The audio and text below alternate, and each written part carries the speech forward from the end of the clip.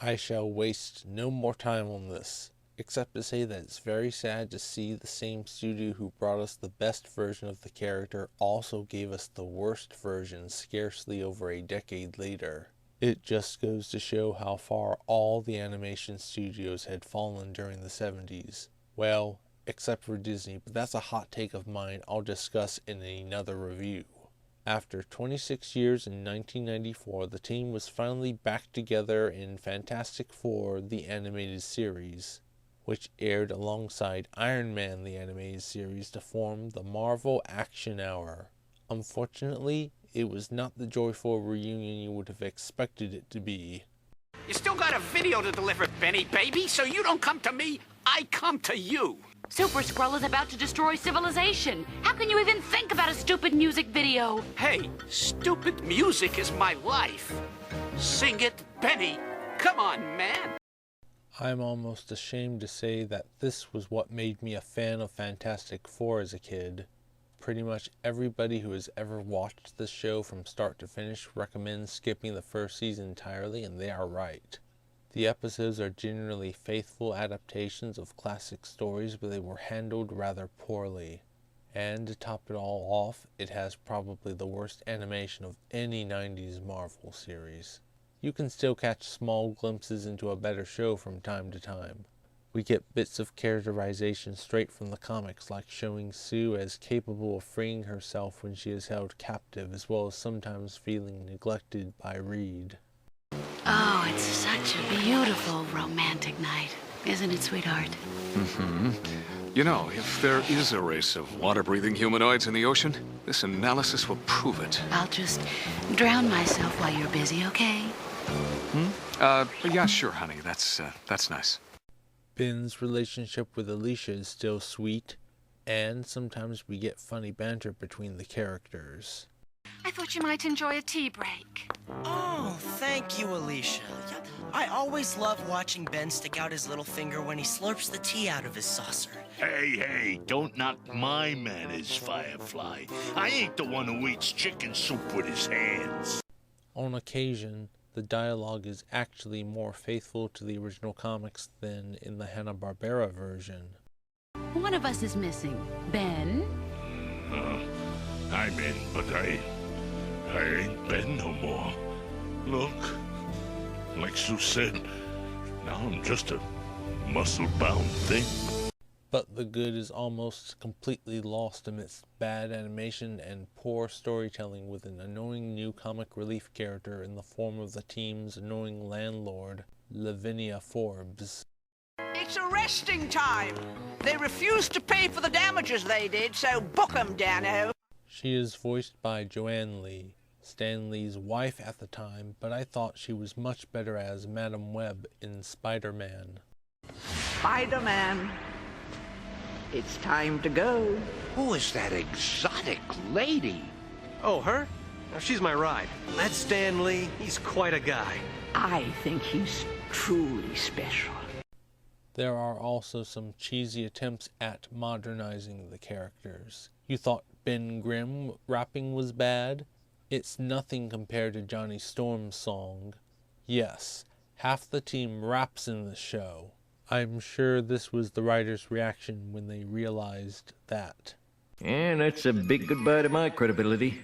I am not one of those reviewers who believes that because I watched it you have to suffer hearing it for yourself, so I am just going to skip over this, unless you want me to play it.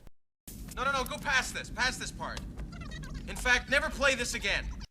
It was here that I began to wish that I was watching Cartoon Network's Mad instead of this. While very hit or miss, the good sketches were always worth digging for. It's easy to make characters rapping hilarious when it's a parody. How bad is it that a sketch where Victor Von Doom joins the cast of the sitcom Victorious and competes in a yodeling mime competition is simultaneously more entertaining and more respectful to the source material than this season?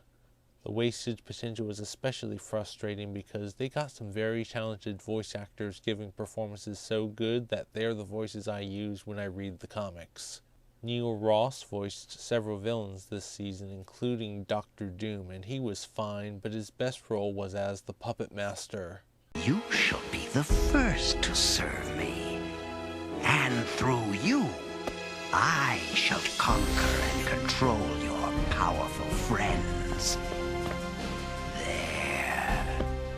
Now no force on Earth can prevent you from coming to me, your new master. Come, my puppet. Despite the Mole Man's only appearance in the show being the same episode with the Flame On rap, Greg Berger is my favorite actor to portray the character. Rock Center is now at the center of this rock. Ironic, isn't it? Crazy's more like it. Not crazy! Brilliant. By bringing the world's landmarks into my domain, I have displayed the awesome power with which I will seize control of the surface of the Earth as well. It even has one of my favorite voice actors ever, the late great Tony Jay as Galactus, who happens to appear in my top 3 episodes of the season. Out of the first 13 episodes, the ones with him are the only ones I enjoyed. They are still far from perfect, but they are elevated by Tony Jay's acting. Whether it's a big-budget Disney movie or a supposedly low-budget miniseries by Deke, you can always count on him to turn in a stellar performance. Hear me, Galactus. Who are you who callously speaks my name? I am Muatu, the Watcher. I know what you are about to do, and I speak for planet Earth. This lush world needs no spokesman. It must appease my gnawing hunger. It's also neat when it's revealed that the cosmic rays that changed our heroes were caused by the Silver Surfer. So do I recommend that you watch these episodes before moving on to Season 2? Looking for a yes? Wrong! They are not what I would recommend to people who want to try the show. At best, they should only be watched after seeing some of Season 2 because anything before that could still turn people off. The worst thing about the first season for me is that it includes my least favorite character in all of Fantastic Four, Lyja the Skrull. She doesn't do anything really noteworthy in the show, but her mere presence infuriates me. I'll give you the Cliff Notes version of why I hate her so much. In the 80s, after Ben broke up with Alicia, she and Johnny Storm fell in love and got married. I am one of the few people who liked this twist, as I felt it was a subversion of expectations in a good way, making the characters feel more real to me by showing that they could grow beyond roles they were seemingly forever locked in.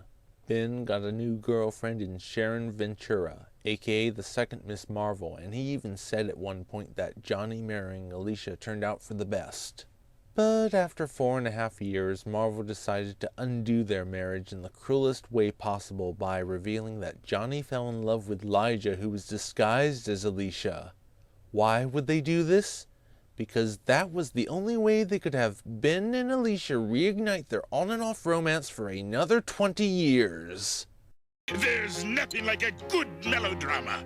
And this is nothing like one. This plot twist was never foreshadowed until one issue before the revelation, and it ruined the comics for me to the point where I can't read anything after issue 355 aside from the True Stories miniseries. I can definitely recommend that one to any Fantastic Four fan. It really bugs me that somehow Saban thought it was a good idea to insert this walking retcon into adaptations of stories made decades before her first appearance. Maybe they just wanted to show a female Skrull and she was at the top of the list. But it's also possible they were thinking about adapting her storyline and featured her to better foreshadow it, but that would just make it worse. They looked through all the great Fantastic Four stories at this point, and thought that the fans would be excited to see the one which showed them that Johnny was destined to never find true love. Oh, I'm sorry. I'm usually far more composed. I'm just a little bit absolutely livid. Lyja was the rotten cherry on top of this garbage sundae. Just like the first season of Iron Man, Fantastic Four failed to get the same ratings and critical praise as X-Men or Spider-Man. Apparently, the only reason both these shows were renewed for a second season was that Saban had 2-season contracts on them. I can only imagine what Marvel's conversation with Saban was like when it was clear that a revamp was needed. You've lowered the bar to new depths of craven ineptitude I didn't even think were possible! Whatever they said, they certainly managed to get their point across, as when the older viewers who were gluttons for punishment and the kids like me who didn't know any better tuned in to the second season, they were greeted by pretty much a brand new show made by an entirely different production staff. The second season episodes all began with cold openings, and the first remains one of the best. We see the team fighting Dr. Doom's robots to free a captured Sue, and thanks to improved animation, it is glorious. Despite being restrained, the Invisible Girl uses her powers to reveal herself to the others who free her, only for all of them to be trapped on the island as it is blown up by Dr. Doom, who has a new voice actor that can still sound intimidating even when it sounds like he's quoting Monty Python. Goodbye, Fantastic Four. Time to join the choir invisible.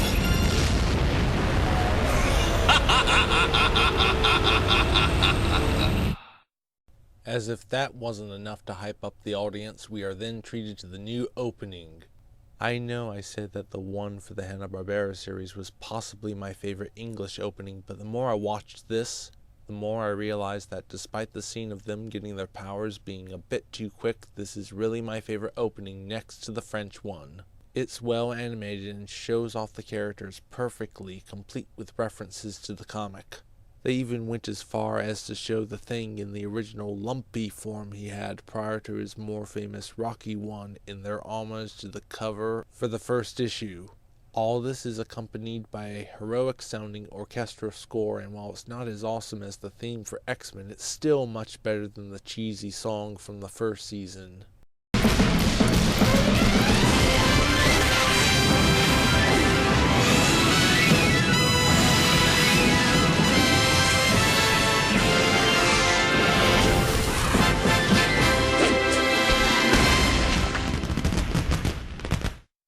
Watching this and the Season 2 premiere of Iron Man showed that Marvel used to listen to its fans and decided to give them what they demanded: quality entertainment.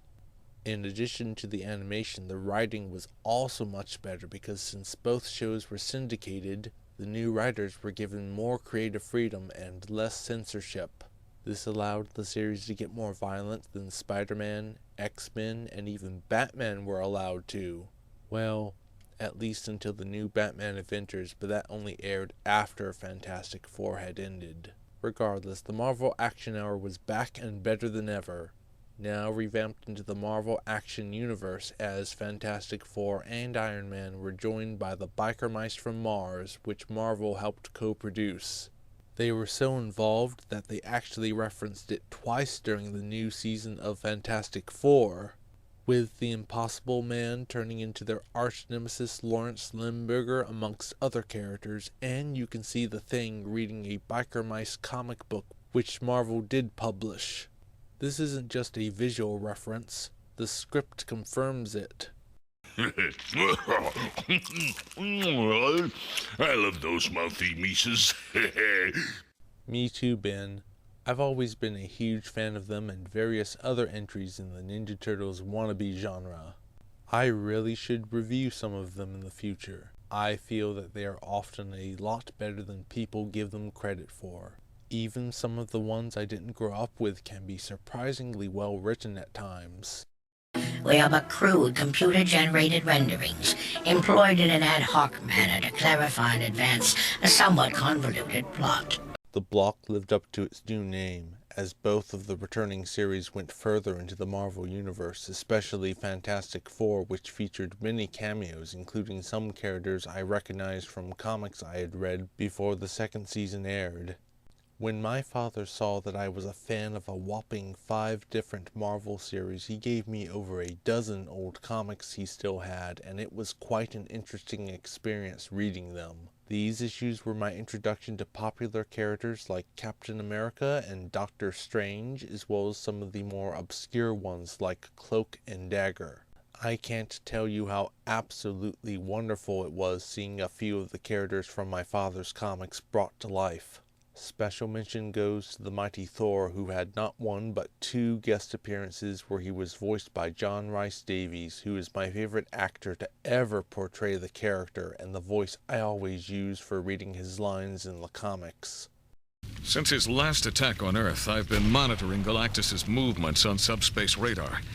Thor, if I provide the coordinates, can you take us to him? Mjolnir's magic can protect myself and one other on such a journey. Wilt thou face the Devourer alone, Reed Richards? With only the mighty Thor at thy side. I'll do whatever I must.